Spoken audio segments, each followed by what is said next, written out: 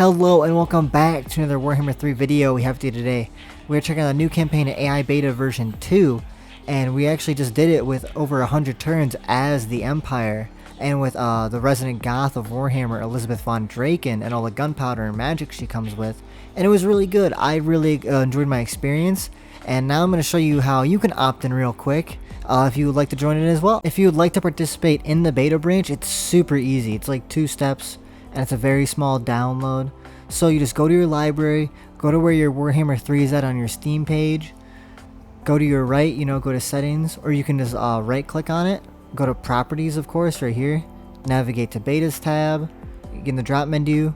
Literally there's like a bunch, but this is the top one. It's Proving Grounds / Campaign AI Beta 2. Super easy to install. It's only a 240 megabyte update, and I will have this linked in the description. So if you're confused or you just want to see it yourself, you can just go to it. With this AI beta test, I was really hoping to see that the Order factions would come back in Strife, I want to see that big Order tide come back. Just like Warhammer 2, where all the elves would join up and you would just see them across the sea with like 20 ships. I feel like that's really missing in Warhammer 3. You don't really see any of the Order factions kind of mobilize and go to, to crusade, take out Chaos or whatever. But Chaos and any of the rats or bad guys, they come out of the wetwork. They all shake hands in the dark and they come out to mug everybody. So I was really hoping that like Kislev, the Empire, would do a little better. So by the time I get rid of the undead and I get rid of Festus about 30 turns in the 100 turn run, I look over and Kislev is empty. There's just nothing. And I'm like, oh, that's weird. Maybe the settlements got destroyed, but they're still around. I just can't see them. Kislev is bigger, And then, like, 20 turns later, by the time I see any Kislevites, it's just one faction left. They have one settlement. Boris is gone. Gestalten is gone. The dwarves are gone. Everybody's gone in the north. My northern idea of a bulwark, stand against chaos. I expected the Empire to fall apart. They're supposed to be squishy on the inside, right? But Kislev just fell apart. So that was a little disappointing. Maybe my next 100 turn run I'll do. Maybe I'll switch to dwarves and see how they do. I don't know though. But what was nice to see, I went over to the Donut Island where all the elves stay at. They usually have a pretty hard time defending themselves in Warhammer 3, considering their roster is all about arrows, and that's not... Now it's like beasts and guns are kind of the big thing. They've kind of fallen off their little silver pillar, But they actually did pretty well. They got rid of everybody. Everyone was gone. I went there. There was nobody on their island besides one settlement. Ironically, it was the Shrine of Cain.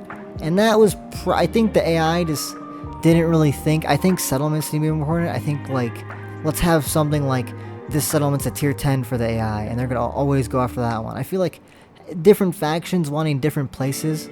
have orcs and rats fight over 8 peaks a little bit more. I feel like that'd be a little more interesting. But besides that, the AI are a lot better. I would say if this was a patch and not an AI beta test, I would be pretty satisfied actually. But it's like putting a band-aid on a broken leg. It's helpful, but I wouldn't say call it a fix. The AI is still kind of just stagnant around, and then they attack out of nowhere. And it's more just like allies betray you sometimes, even though they have no reason to, but you lost one army, so now everyone declares war on you, which I've always found a little bit odd. But that's kind of been improved in this, where you have one army, they're no longer just stacking 10 armies on one little place, and then finally attacking you one settlement at a time, because you would try to attack them, but oh boo-hoo, they have all their settlement garrisons, and they have all this extra stuff, because you're in their territory. And they'll never go to yours if you have enough troops. That's kind of switched. It kind of feels the world's a little bit more alive, which is nice. And it kind of seems like they do form empires a lot more.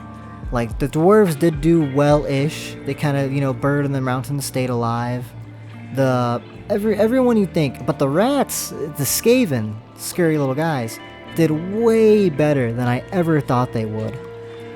They didn't die. Even little Skaven, the guy that runs away, I forgot his name. Trench Craventail. He was alive. He declared war on me in the end of my run. He's like, oh, I'm still alive. I'm like, what? But yeah, it's crazy to see the Skaven in every faction. Every single one was alive and they were thriving. They took over the Wastelands. They took over Bretonia. They took over a bunch of stuff in the Chaos Dwarf territory.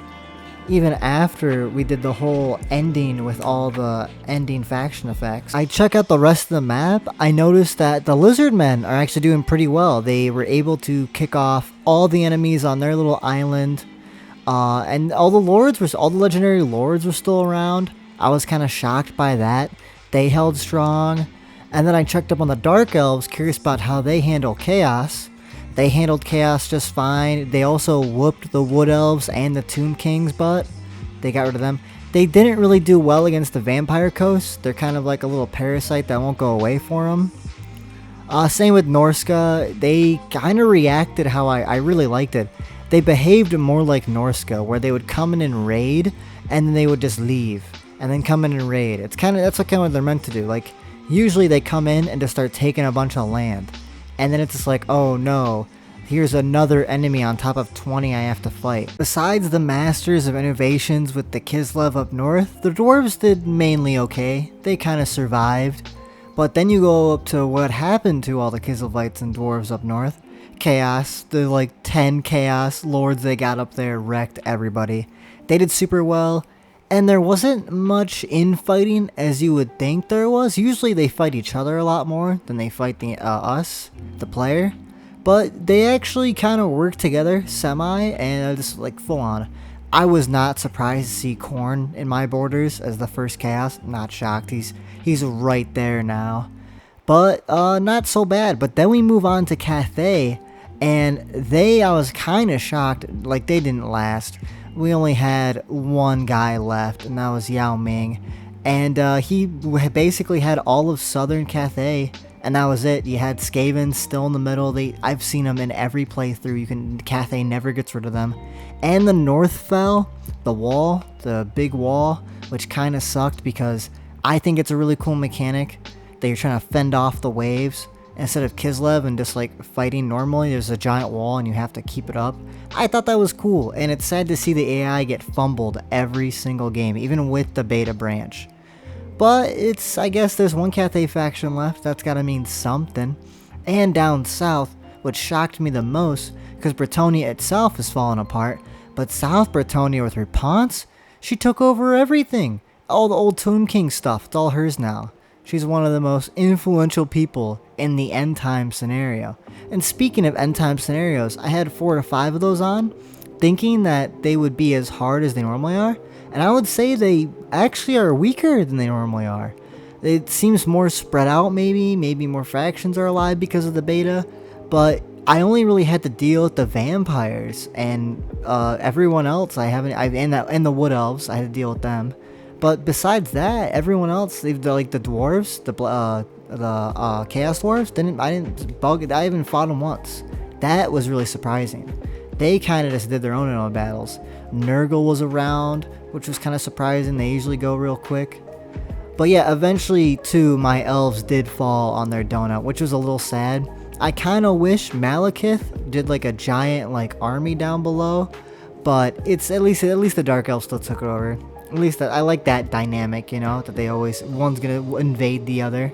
But yeah, I really liked the beta, and I really enjoyed it, and I'm gonna do my next playthrough, and we're probably gonna live stream it, and I really hope that the next beta is a bit better, we get even more feedback for them, and then they can implement it into the game right before DLC cycle, you get what I mean? Wink wink.